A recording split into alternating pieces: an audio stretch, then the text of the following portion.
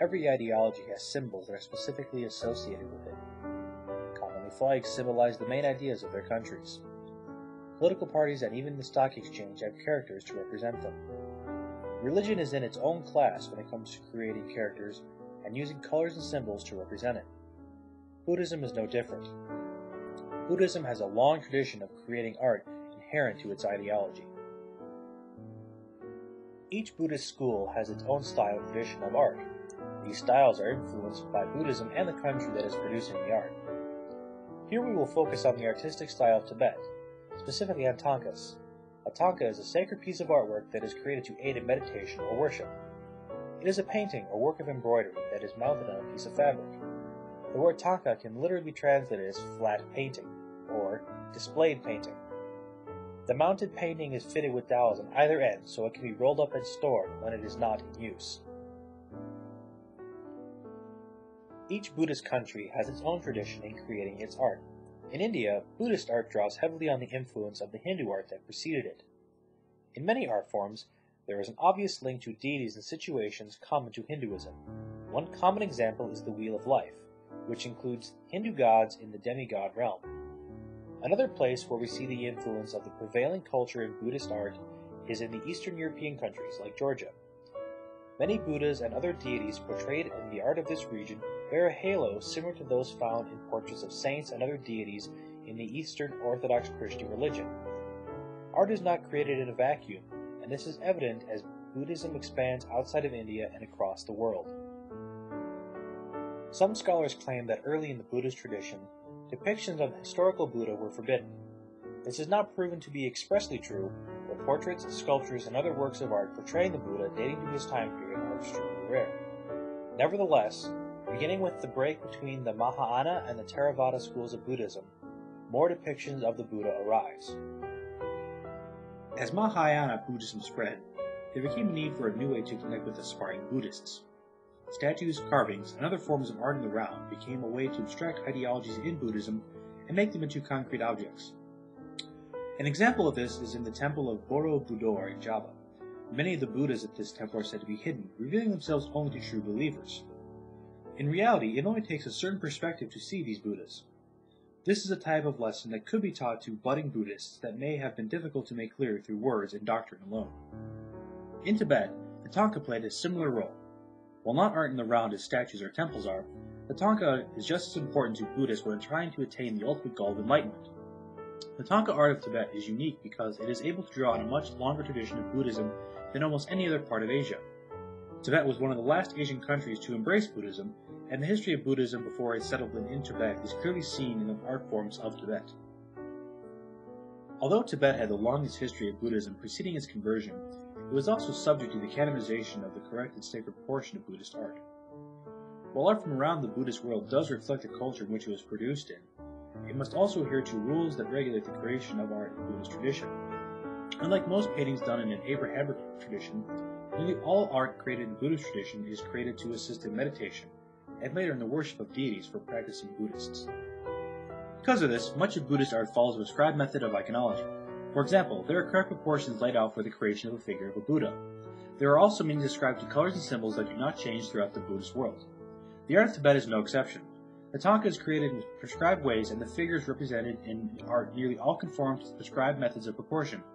The Jacksons in their book, Tibetan Thangka Painting, point out that the artists of Tibet go about their art in an organized and methodical way.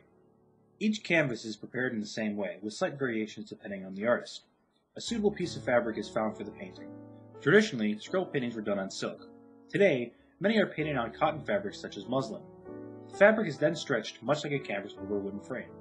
Unlike a canvas, however, an artist creating a thangka produces an inner and outer frame to hold the fabric. The fabric is then sized to allow the paint to stick to it more readily. Once the canvas is prepared, the artist is ready to begin the composition of the piece.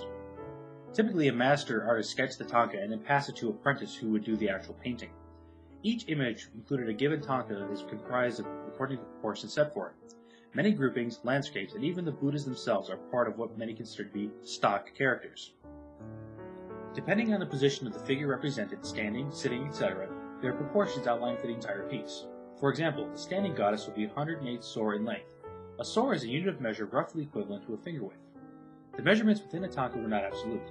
They only reflected the correct proportions within any one composition. While this set of rules was all-encompassing, it was by no means rigid.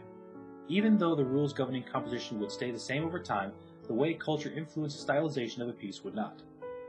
Some have put forth the idea with all the rules that dictate how to create a tanka, there's little room left for individual expression. Many tankas were created anonymously, but through study, art historians have learned that more than one person usually created tankas. It was then passed to a tailor for mounting on its fabric background before making its way to a final destination. However, it was the execution of the piece that made it stand out from pieces that were inferior. Traditionally, tankas were used by traveling monks. The painted scrolls could be rolled up and easily carried from one remote village to another to aid in teaching of Buddhism.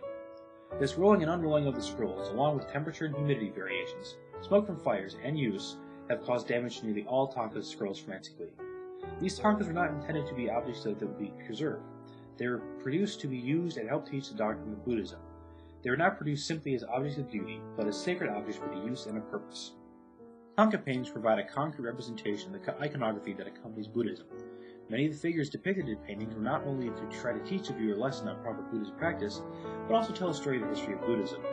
A way in which figures represented in tankas accomplish this is through their gestures. The position of the hands of many deities represent not only conveys a message of proper Buddhist action, but also the way in which the figure lived his or her life, and what they represented to Buddhism as a whole. One way tankas depict history and religion simultaneously is through the use of mudras. Mudras are the position of the hands of the deity depicted in the tanka. An example of this is a tanka of the historical Buddha. Dating to 1956, this modern tanka depicts the left hand of the Buddha holding a bowl of rice, while the right hand is touching the earth. This posture reflects Buddha's renunciation of the worldly desires. These attributes not only convey a sense of how to conduct oneself as a Buddhist, but they also enshrine the historical events surrounding Buddha's enlightenment. The earth-touching position represents Buddha's triumph over Mara, the demon who tempted the Buddha with visions of beautiful women. There are 4 other mudras that are explained on the BuddhaNet website. Each of these represents not only a fundamental part of Buddhism, such as meditation, the turning of the Dharma wheel, and the supremeness of the Buddha, but also a portion of Buddhist history that is played out again and again in the art. In addition to the story the hands of the figure can tell throughout their position, what they hold can also tell a lot about the figure in Buddhism. A rice bowl not only tells us how and what monks ate, but also symbolizes the piety and humbleness that is associated with Buddhism. Other figures within the art can represent parts of the doctrine as well. One such common depiction is that of the lotus blossom. In general, the lotus flower represents divine birth and purity. The lotus flower can symbolize many things depending on its color. A white flower represents mental purity, while a pink flower represents historical Buddha and is the supreme lotus. Many times, lotus flowers are depicted as having 8 petals symbolizing the Eightfold Path.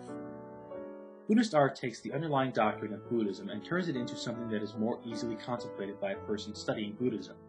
These pictures offer ways for practitioners to transform consciousness into knowledge of the religion. The tanka offers a real concrete medium in which to base one's meditation and to aid in attaining enlightenment. The tanka, along with most other forms of Buddhist art, is stylized. People, demons, Buddhas, and landscapes all have a nearly cartoon-like quality to them.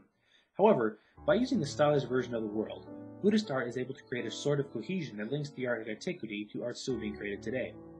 Even within the continuities, there are differences within the regions of Tibet. The eastern regions, for example, are more heavily influenced by Chinese art than those of the West, which reflect more of an Indian influence in the art. This, of course, has changed over time. Modern tankas are produced mainly on commission from collectors and for monasteries. It is still a widely practiced art form and one that has survived throughout the ages and evolved into one of the most recognizable forms of Buddhist art. The tanka art form has come to embody the doctrine of Buddhism in a way that is accessible on many levels. Those who are completely immersed in religion, philosophy, and culture of Buddhism are certainly able to read much more of the symbolism contained within a tanka.